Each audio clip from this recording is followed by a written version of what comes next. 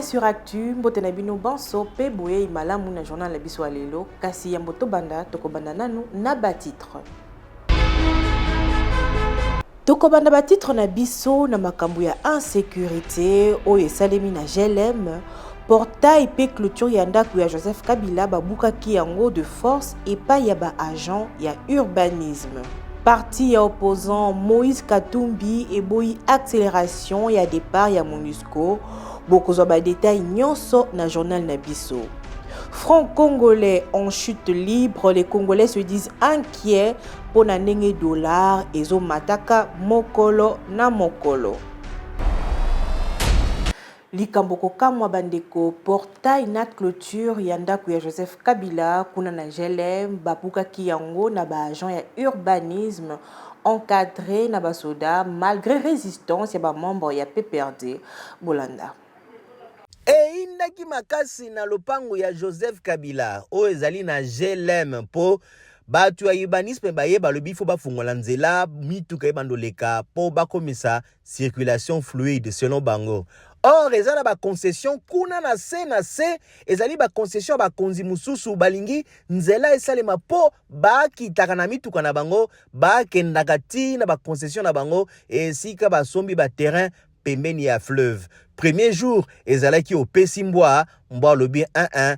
Donc affrontement ya kosakana te entre ba militants na ba cadre ya PPRD na batu ya urbanisme bayaki po bafungola nzela na lopangu ya Joseph Kabila o eza na GLM. Deuxième jour baye na basoda terrible epesi nungu na groupe électrogène bayaki nango ba cadre na ba agent ya PPRD ba sopeli yango mai ba militant balobi groupe wana ekopela te pour que et salake tronçonneuse et bouka portail. Troisième jour ba militaire baye na stratégie mususu 5 heures du matin ba kitina GLM na lupanga Kabila wana ezalaki mawatro tomonaki ba minduki ya danger ba kiti ba encercler topé ba buki porte na portail na clôture ya ndaku ya sénateur à vie Joseph Kabila. Et comme polele veut dire que ce que les kakuna au na hôpital Ngalima au commun na penza lopango ya Kabila et comme polele muro ezana sekuna na côté gauche ba buki yango pour que accès ezalati na ba concession eza permis na fleuve oyo ba kondi mususu ba sombi. Toko suka hap na likambo oyo côté ya ba cadre ya PPRD bango ba bengango ezali destruction méchante pour bango ba lobi sénateur à vie lokola lobaka na été azala qui même pas au courant ya makambo oyo azui ni lettre azui ni avertissement azui ni communication que action modèle aboye et kokaki kosalema na lupango ya ye bango ba lobi mokonzi na bango azana droit à sécurité côté gouvernement balobi bazana posa ba fungola nzela pour que ba lutter contre l'embouteillage nzela ikoma fluide. Tala makambu oyo salimi na niveau ya GLM kuna na Gombe. Opposition ya Moïse Katumbi et boy catégoriquement pression au Kinshasa et osala pona départ précipité à MONUSCO. Moïse Katumbi alobi ete mokonzi mboka alingi kaka à se débarrasser na témoin gênant na contexte ya crime pe violation des droits de l'homme. Bolanda reportage oyo. Dieudonné Bolingetenge oyo azali secrétaire général ya parti Ensemble pour la République alobi boye. Na conférence de presse na Kinshasa concernant MONUSCO. Tokoki ko souhaiter départ ya MONUSCO te soki tozalaki na ba garantie ya protection ya population civile.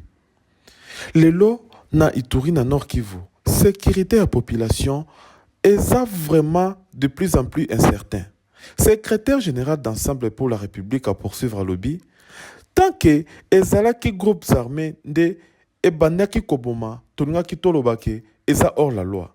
Sikoyo, garde républicaine yasika ebandi koboma population civile à ciel ouvert. Na contexte oyo, départ ya MONUSCO ezo comporté par risque ya ko aggraver situation. Demande au gouvernement et ko kanina koluka espace pour na koboma lisusu à huis clos. Ba témoin pas à la té parce que oyo to vivre na Goma est vraiment inqualifiable. Pour na Dieudonné Bolingitenge sans présence ya Monisco makambo ezo risqué et s'aggraver lisusu.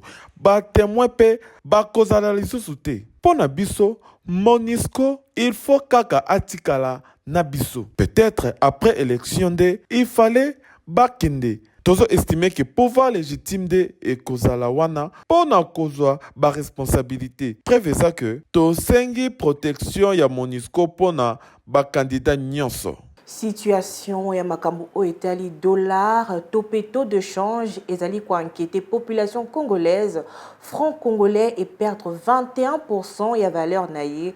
Outa janvier tilelo 1 dollar ezalaki 2100 francs na janvier kasi lelo ekomi 2450 francs congolais. Bolanda analyse ezali likambo ya pasi ya komona ete franc congolais ezobungisa ba valeur na ye mokolo na mokolo, soit déjà 21% outa mois ya janvier tilelo. Ezali likambo ya pasi makasi. Comment a été situation et inflation na mboka na biso ezozala irrésolu tilelo. To bandaki ane oyo 1 dollar et bandaki ko s'échanger na 2100 francs congolais, lelo 1 dollar est commis 2450 francs congolais. Kasi na yango na bawenze ba prix ya biloko ya kolia e mati makasi. 1 litre ya huile ezalaki kote kamana 3500 francs congolais na janvier, lelo ekomi 6500 francs congolais. Sans compter foufou, o ezali alimentation de base, yepé à connaître augmentation ya 40%. Pour Nandeko Noël Chani, o azali ancien directeur ya Banque mondiale, azali ko accusé gouvernement que bazo recourir na planche à billets pour na ko couvrir déficit budgétaire ya environ 4 milliards de dollars. Alobi ezali mabe pour d'ici avant fin de l'année, toko risquer 1 dollar et comme 3000 francs congolais. Pe pasi ya ba congolais et komata lisusu makasi. Noël Chani azali ko proposer l'État a koka ko ajuster train de vie na ye pour azala na capacité ya ko mobiliser ba recette. Alobi l'État il faut a industrialiser mboka pour na ko kitisa ba facture. Ya ba importation. Pe l'État a réformé code minier pour à rapatrier ba devise pe à créer ba banque commerciale.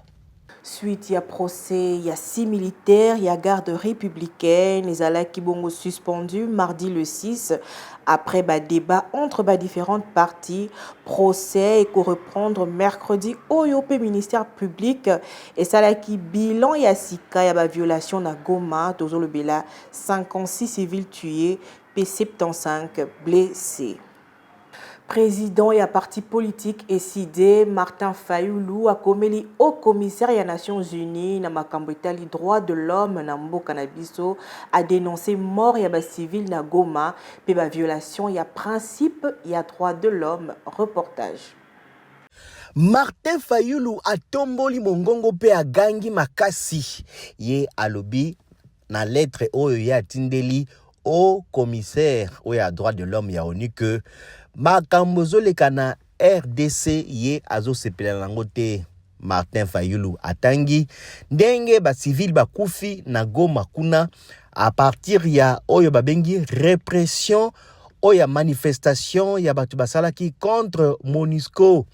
Martin Fayulu yepe alobi boye tozali na période préélectorale, il faudrait que kimia ekota, mais Martin Fayulu na lettre alobi azoko comprendre te ndenge régime ezoko kanga batu, ndenge régime ezoko empêcher batu ba exprimer ba liberté d'opinion na bango. Ye atalisi pe atangi bakombo ya bato bakangami baza na prison selon Martin Fayulu bakangami po na ba opinion na bango. Asengi ONU azala vigilant po ye alingi te ke mboka ekoma mbilinga na période électorale o ezali prévu na décembre. Afungoli misu Martin Fayulu ya décidé azolandela likambo détail par détail. Commissaire européen na justice alingi a relancé dialogue entre Kinshasa na Kigali na ONU kobanda le 4 ti le 8 septembre 2023 Bolanda. Na visite na ye na RDC commissaire européen à la justice Didier Reynders pour na komema solution diplomatique na crise ya M23 akutani na matata ponyo pe na Martin Fayulu défigué à opposition a profité na présence na yepe sur place pour na kolekisa message à lobi boyoka. La première réaction, c'est de constater que nous avons une très bonne coopération, et donc un soutien, un appui de l'Union européenne aux réformes en matière de justice, et on va continuer à travailler avec un effort européen comme un effort de la République démocratique du Congo elle-même. Par exemple, on recrute beaucoup de magistrats pour l'instant, 2 fois 2500 magistrats. Ça demande de la formation, ça demande de la construction de tribunaux, de l'accompagnement. Donc on doit travailler ensemble à poursuivre ces types de projets. De la même manière, il y a un souci d'indépendance de la justice, mais également de responsabilité. Et donc, comment lutter contre de la corruption, comment lutter contre des abus qui peuvent être commis. Ça nécessite de mettre en avant les chambres disciplinaires, peut-être aussi d'échanger les bonnes pratiques, comme les déclarations de patrimoine, obliger des magistrats qui commencent à déclarer leur patrimoine et contrôler l'évolution de ce patrimoine. Donc, il y a tout un sujet de réforme de la justice qui fait l'objet d'un partenariat. Et puis nous avons parlé de la justice transitionnelle. On connaît malheureusement la situation dramatique de l'Est du Congo, mais pas seulement de l'Est. Et là, on souhaite organiser dans le premier semestre de l'année prochaine une conférence internationale avec la Cour pénale internationale, avec la République démocratique du Congo, peut-être l'Union africaine, l'Union européenne, pour montrer l'attention qui est donnée aux victimes et bien entendu à la lutte contre l'impunité. Donc vous voyez, ce sont des sujets importants qui ont été débattus maintenant, comme nous avons évidemment parlé aussi du rôle de la justice dans le processus électoral.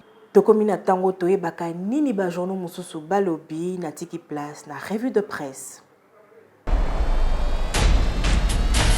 Mbote na bino banso pe boye malamu na revue de presse na biso ya lelo. Tokobanda revue de presse na biso na journal actualité.cd oyo alobeli rentrée scolaire. Alobi rentrée scolaire ezali marqué na déclaration ya ministre ya enseignement Tony Mwaba Kazadi. Alobi bakoki kopekisa mwana atanga te po azangi mbongo ya Minerval. Ba déclaration wana ezalaki lors ya conférence de presse naye. 7 sur 7 alobeli bilan ya manifestation ya mercredi 30 août 2023 où ezalaki organisé na Goma na secte mystico-religieuse Wazalendo. Bilan ya batu bakufi et mati lisusu ezalaki 43 morts et komi 51 morts. Eza ministre ya intérieur, sécurité et affaires coutumières Peter Kazadi nde annonsaki yango au cours ya débriefing ya presse ya le 7 septembre oyo. Tokosuki sa revue de presse na biso na radio Okapi oyo alobeli 17 personnes oyo babomaki na bamai na Balingana na Ituri.